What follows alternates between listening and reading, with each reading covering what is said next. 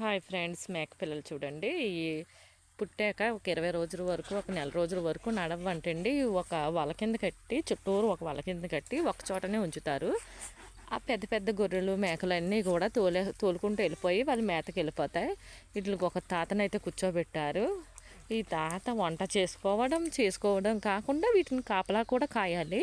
ఆయనకి ఎంతో కొంత నెల జీతం ఇస్తారనమాట. ఆయన బతుకు తెరువు కోసం తాత అయితే ఇట్లాగ వచ్చేస్తున్నారు. ఒక కుటుంబాన్ని వదిలేసి ఈ ఎండలో మరి తాత వస్తున్నాడంటే చాలా చెప్పుకోవాల్సిన విషయమే కదా.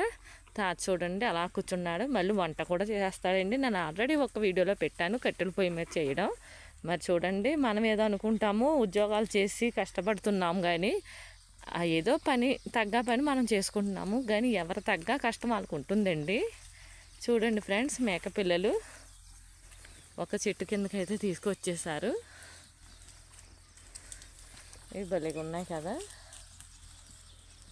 బాయ్ బాయ్ ఫ్రెండ్స్, వీడియో నచ్చితే లైక్ చేయండి.